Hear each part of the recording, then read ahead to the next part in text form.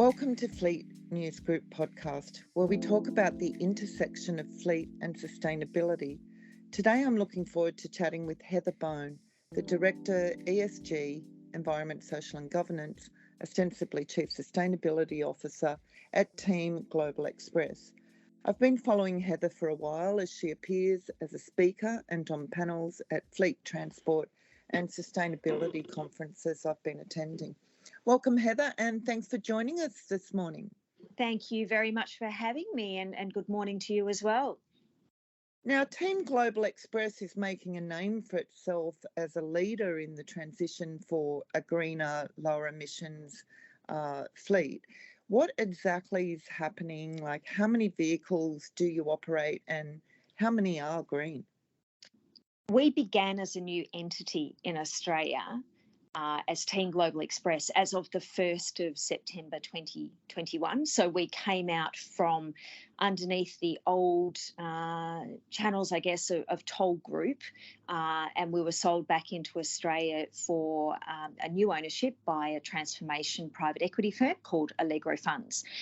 So we manage, on any given day, about 7,000 or so trucks, 2 ships that go back and forth between the mainland and Tasmania, 41 planes that take a whole lot of belly freight all around Australia as well, particularly into regional areas, about 1,500 forklifts. So we have a huge footprint when it comes to using diesel, and we're in that hard to abate sector. Transport is really difficult to do anything about changing our emissions footprint. So we're starting off by a very large project. It's one of the largest trials in the world, using 60 electric trucks out at our Bungarraby facility in Sydney, Western Sydney, and that's the kickoff of our path to decarbonisation, I guess you'd say it that way, Caroline.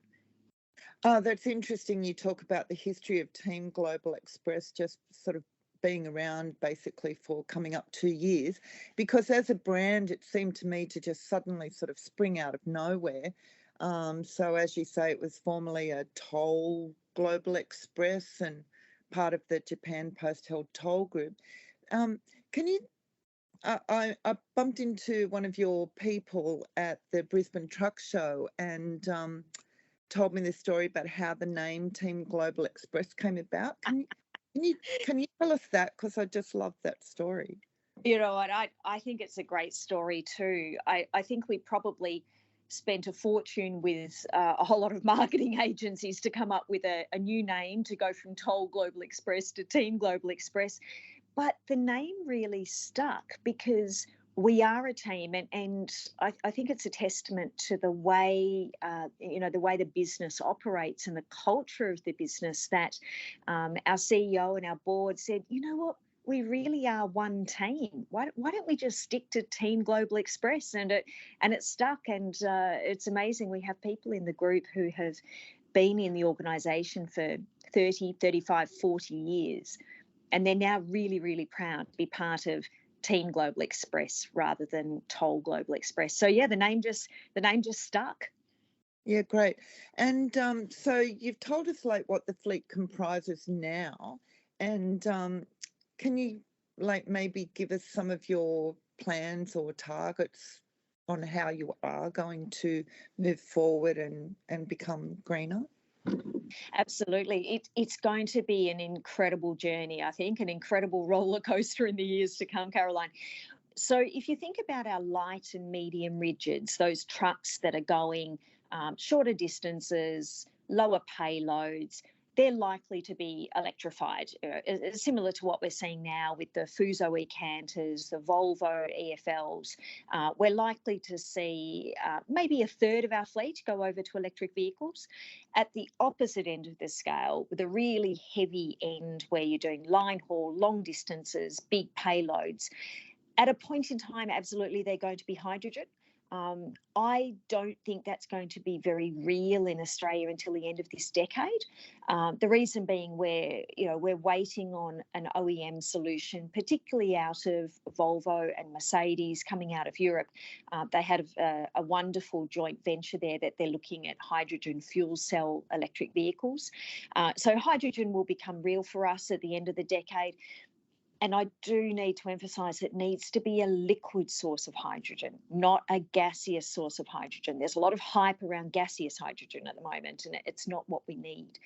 But in the middle, we need to have renewable diesel, and I cannot emphasise this enough. We need to have a bio-derived, hydrocracked, renewable source of diesel. And by that I mean it's chemically indecipherable from mineral diesel. If we had it now at a price that compares to mineral diesel, we would be using it in 100% of our fleet, without a doubt. And we would be reducing our emissions down to zero straight away with existing fleet. So we're going to see a combination of things in order for us to be successful. We're going to need to change the fuel on the ships when they come out of the water, and we can make the necessary changes to the engines. And for our flying colleagues, we're going to need to have sustainable aviation fuel. So there's not going to be one magic silver bullet. There's going to be a combination of outcomes in order for us to be successful in decarbonising. Wow, what a huge sort of palette of things that you have to deal with there. So it just makes me curious about like how you came into this role. What's your background? Oh, okay. Well, I was one of those foolish people that started in sustainability and corporate development, corporate governance back in the late 90s, early 2000s. I did law and my honours was in sustainable development and corporate governance. So for me, sustainability is a bit like Groundhog Day. It's something I've been doing my whole career and I'm very passionate about. But I've spent a lot of time in mining with big yellow equipment, in heavy transport all the way through the last 20 years. And I think it's amazing to see how all of a sudden people are really talking about decarbonisation and doing something differently. We're finally starting to see this change, because for those of us who have been around the traps in sustainability for a long time, it's been a fairly frustrating ride along the way. I remember my dad maybe 20 odd years ago saying to me, why are you this greeny lawyer and you're working in a mining company? And I said to him, Dad, where else can you make a difference? We've got to make a difference from within. We've got to be collaborating around the industry, or else we can't possibly be successful. So it's something I've been in for a long time, and I've had the pleasure of working internationally in the US, in places like Africa, across Europe. I feel very, very lucky in having had the career I've had, Caroline. Yeah, it's a very exciting time for you. That put a smile on my face to sort of recognise the journey that you've been on and what now must really mean for you. So I'm glad to hear about all that experience, because one of the things I wanted to talk about with you was the changing role of, something like a chief sustainability officer. And, is the CSO coming into, on par with the CFO or the CIO or the CTO, and should it be there? And, is the chief sustainability officer involved in strategy or just in preparing a nice looking report to pacify customers and onlookers? It's a great question, Caroline, because we're seeing a real rise of the CSO. There's a lot of C's in there, isn't there, in that C-suite now? It's getting fairly top heavy, but I think a lot of the more astute businesses are saying sustainability is actually about managing risk and working together with all parts of the business to make sure that we're doing the right thing. And so I think the rise of the sustainability officer is less about what the business does and more about how the business does it, and making sure that we are putting checks and balances in place so that we are managing those risks. And I'll give you an example. You're seeing a lot of chief sustainability officers come to the fore in big mining companies, in big investment banks around the world, in big land holding companies, and a lot of private businesses as well. And that CSO role needs to be immersed in the future strategy of the business. It needs to be looking and working closely at those risks, and working with the finance team. One of the things that we're going to see in Australia and around the world is the implementation of what's known as the ISSB, so the International Sustainability Standards Board. That's going to be coming over the next year to a lot of larger organisations in Australia, us included. So we're going to be looking at what's called S2 under the ISSB, which is how do we actually talk to the financial market around climate-related financial disclosures. So you can see that the CSO role is becoming embedded in an organisation. It isn't just, that enviro off in the corner anymore. It isn't just that person talking about Indigenous and community development. And we're not just talking about modern slavery. We're talking about all of these coming together and how the business, any business, operates underneath this new framework of saying we want to do something that's better for the world, not just for us. And these are the reporting mechanisms that we're going to be using. So I think there's going to be a huge need for CSOs around the world. I know a lot of my colleagues who are CSOs are getting a huge number of phone calls from headhunters around the world, me included, saying, help, we need help. And there's very few of us who have worked across the E, the S and the G. So we're certainly in for an interesting roller coaster ride, I think, in the future, Caroline. Wow. So organisations, want to go green or want to look green. And with this framework that you're talking about, it sort of feels like concerns about greenwashing, might sort of fade away because they're going to have to be genuine about any shift. Well, let's hope so. It's funny you asked that just now, because I'm attending an ACCC greenwashing forum just today to talk with the regulator about how we can best manage that, because it's a very real issue. We can't afford for entities to get known as, hey, we're doing all these wonderful things and we're lowering our emissions, but in actual fact, they're not. And they're just using it as a marketing tool. We have to make sure that there are real emission reductions. And I think a lot of this growing momentum around greenwashing has come to the fore because of the tendency to use offsets. Now, if I was to offsets, I could not possibly plant enough trees in the world to cover all of my offsets. I know that my CEO, who's incredibly supportive of sustainability, she absolutely is committed, as am I, to making real emission reductions rather than paying for offsets. And so I think the growing momentum about assurance in making sure that you're not just greenwashing, you're actually doing something, I think we're going to see some fairly robust goalposts put in place that we need to abide by. And to my mind, that's a very good thing, having those controls and mechanisms in place to control any temptation of greenwashing, even accidental greenwashing, in accidentally saying, for example, 100% renewable energy when you actually mean net zero or carbon neutral. All of these terms are quite confusing to the uninformed. I was just wondering, talking about, greening sort of a fleet, and, everyone, like you say, like that excitement sort of about what's happening with electric vehicles, etc. And sometimes I just wonder if we're ignoring or sidestepping something more crucial or existential, for example, that we could reduce emissions faster if we had less vehicles or smaller vehicles or more stringent controls on traditional fuel and forced old clunkers off the road. So, there's a lot of different components that would come together. So do you have just as a one sort of little question, do you have a commitment to getting older vehicles off the road, out of the fleet? It's the number one thing that we need to be looking at is driver styles, efficiency.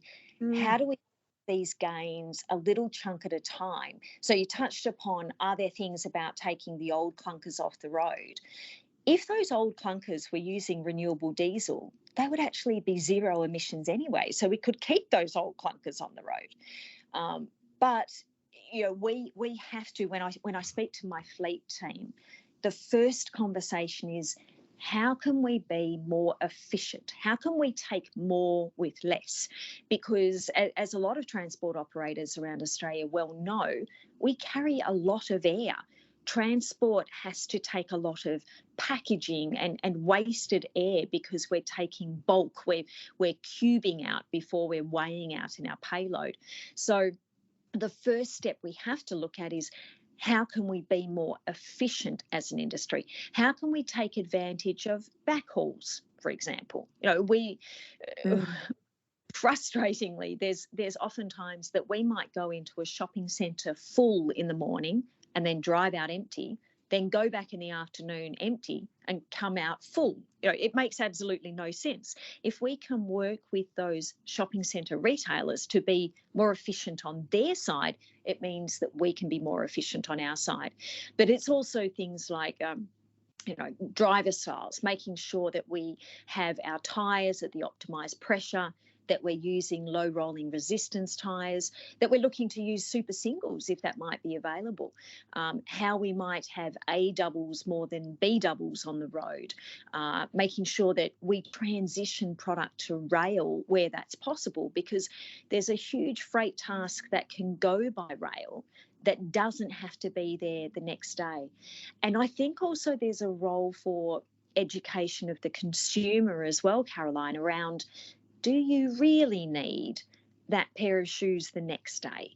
Do you really need next day delivery for things that, let's face it, if it took 3 or 4 days getting to you, it would be far more efficient and would lower your carbon footprint by an immense amount by being that more efficient. Because I struggle to believe that most people need a lot of online orders as next day delivery, let alone in the next 2 hours delivery. For our wonderful, Dan Murphy's delivery in 2 hours, I think is probably the sole contender for, I can understand during COVID why people might need that. So I think there's a lot of efficiencies that we can gain. There's a lot of changes that we can work towards with the regulator. Another example is, for EVs to be successful on Australian roads, we need to have a change to our steer axle weights. You've probably spoken about this in other podcasts, but at the moment our steer axles are limited to 6.5 tonne.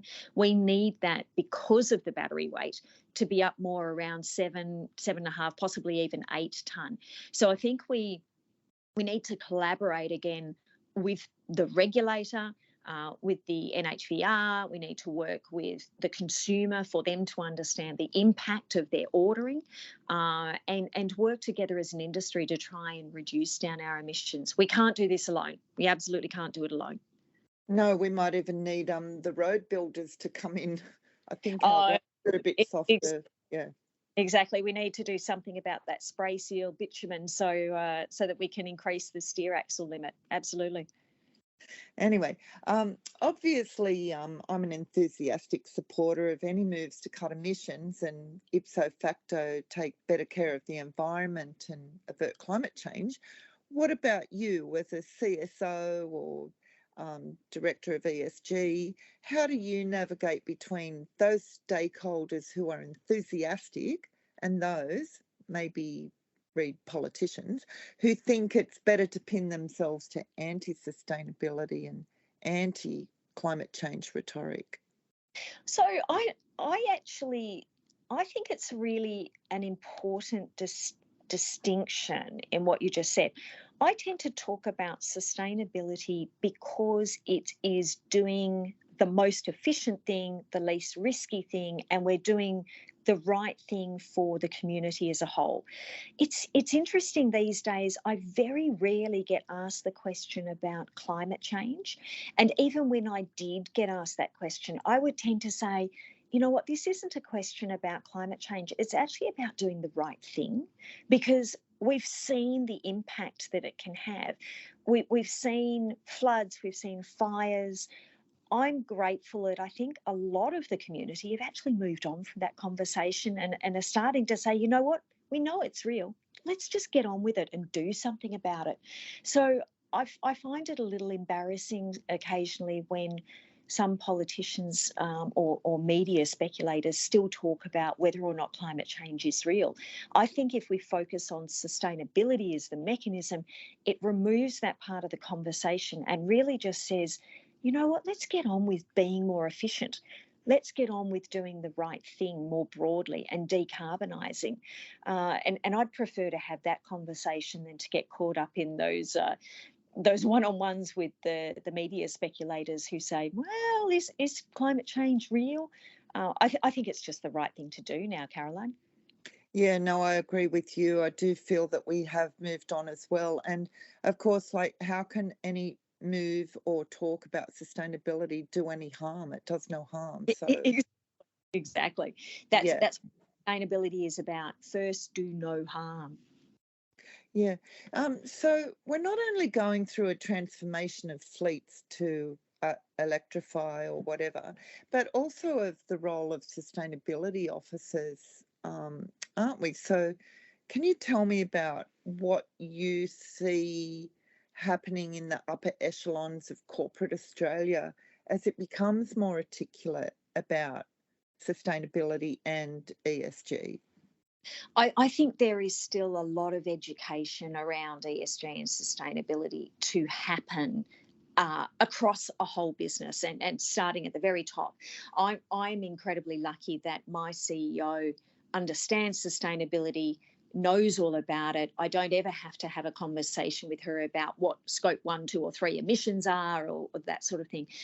But even earlier this week, I went to a forum and spoke to a number of our subcontractors, and there was 30 or so people in the room. And I started talking and they were looking at me really quite blankly. And so I finally said, can I just ask, do you guys actually understand what I'm talking about? And they all sort of sadly shook their head and went, we've got nothing. We don't know what you're talking about. So I think we still have a long way to go in education of everyone, every part of an organisation, to say, okay, let's take a step back and talk about the basics. What is CO2? What is a scope 1 emission? How does this affect me? What on earth are you talking about when you stand here and say, you know, this is important? And I then use that as a tool in the conversation to start talking about our engine types, so that I can say, okay, so the path to Euro 6 began with Euro 0, and these are the things that have happened along the way. I can talk about what's the difference between an EGR engine and an SCR engine, and why do we need to have AdBlue? And if we can break that down into a plain English conversation, it's amazing how people get engaged. You know, we're not just talking about the mechanics, being interested in why you need AdBlue. We're starting to talk about, so when we have an AdBlue shortage, it really matters. So I think we need to have those base level conversations, assuming that people don't necessarily know what we're talking about, because unless you're working in the freight and transport industry, you actually might not. Unless you're working for the big mining companies or the big energy companies, you actually might not understand what this CSO is talking to you about. And we shouldn't feel fearful of putting our hand up and saying, can you just give me the basics? Can you go back to Sustainability 101 and start again? And I think there's a great role for the CSO to play there, to work within a business to have the conversations and bring people up to speed with what on earth we're talking about. And that's just decarbonisation. we I think on the social front, the community front, the governance front, people tend to understand a little bit more what we're talking about. But decarbonisation is hard, and the technology that we're talking about is difficult. So we need to give people the tools to be successful. And I spend a lot of time within our business talking to our sales and marketing team, to our operational team, and talking to our customers about what we're doing and why we're doing it. And if it means that I get invited to the opening of a door to talk about sustainability, Caroline, I think my job is done. If it means that people are asking the right questions, then that's a pretty good place to be for a CSO. Oh, I love that. Yeah, my podcast, I also believe in education, and, hopefully, we do a bit of that here.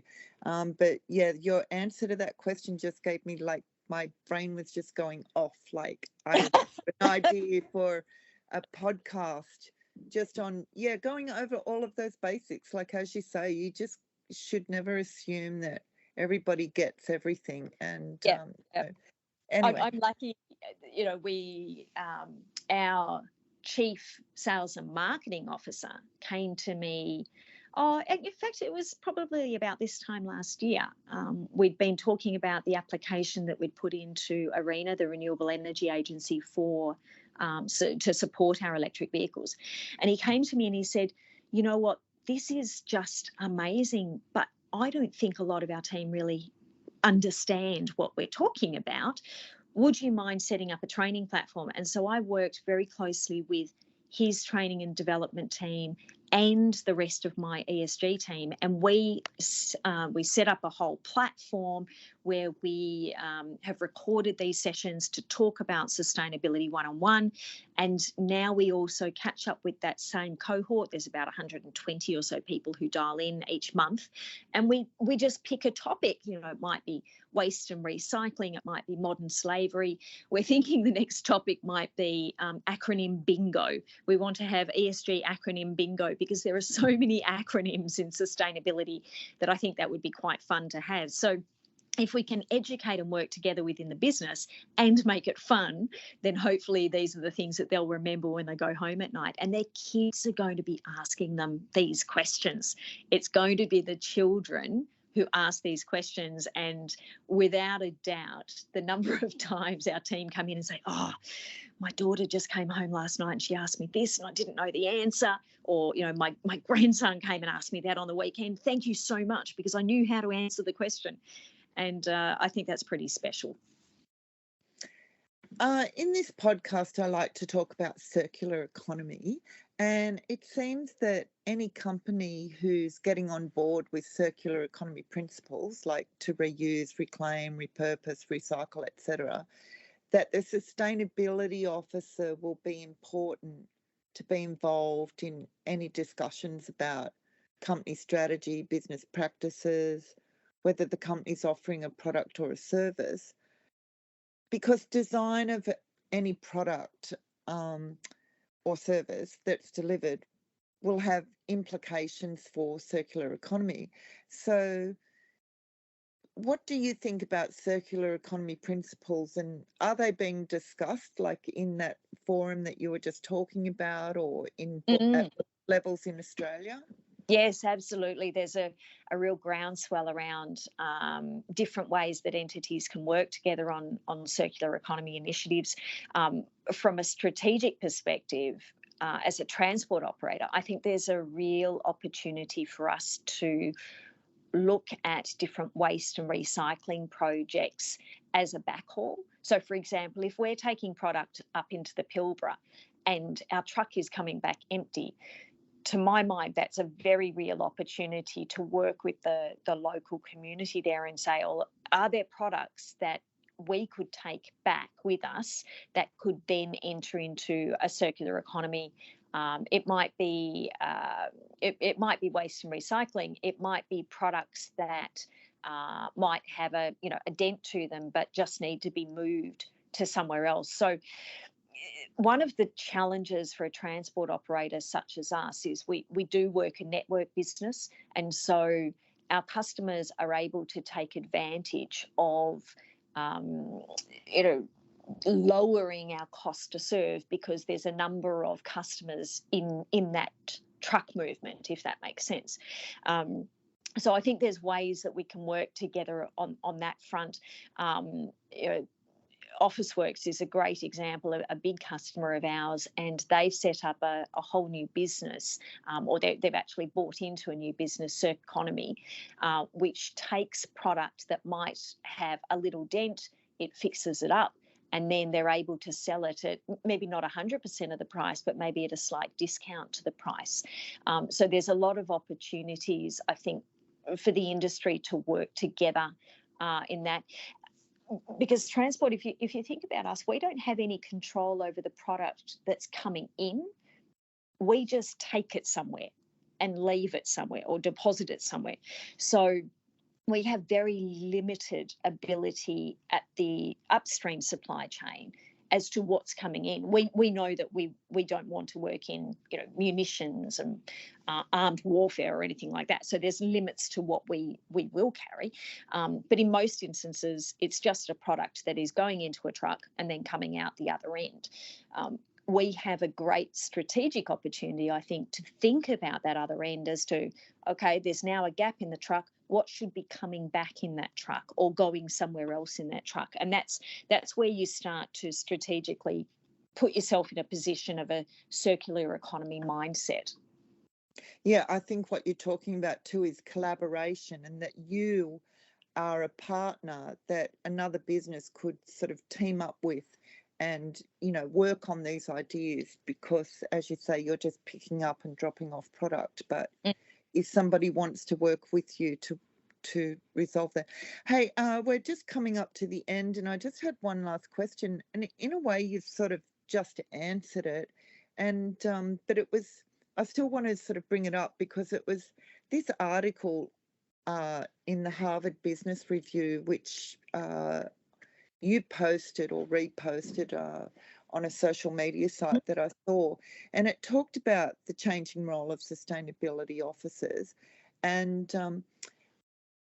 one of the things I really loved about it was how sustainability focus is influencing innovation. For example, there was Nike's Forward, which is a name, I'll say it again, Nike's Forward, which is a manufacturing system that has fewer points, and thus it's a lower emitting system. And so I was going to ask you, do you have any examples from your business where sustainability has influenced an innovation? And I think you've been touching on that, but yeah, if you want to just finish off with that. I actually think sustainability is all about innovation. That's the most fun part of my job, and that for my team is that our whole role is thinking about how can we do something differently in order to lower emissions, lower costs, be better for the community. What does that look like? I actually think sustainability and innovation are really interchangeable terms to use for the actual role in the organisation. And the reason I say that is when I go looking for great sustainability staff members, a lot of them do tend to be, say they might have an environmental science background or environmental engineering, but a lot of the time I'm just looking for someone who has an attitude and an aptitude to be innovative. I actually think that's what sustainability is all about. It's about let's do something different so that we can make a difference.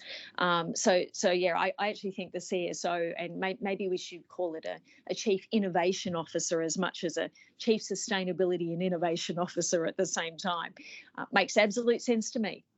Thanks for accepting our invitation to come on the podcast. It was great to talk to you. Thank you so much for having me, Caroline. I love the opportunity to get to talk about doing things a little bit differently. So an absolute pleasure to talk to you.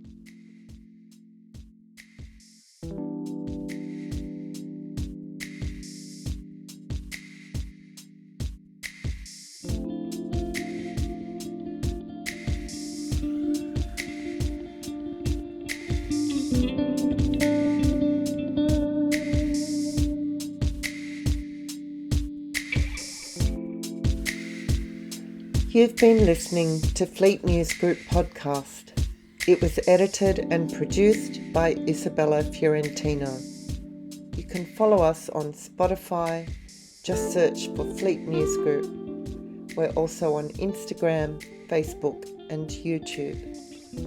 Our website is fleetnewsgroup.com, where you can get all of our stories, videos and podcasts. Until next time, drive safely and take care.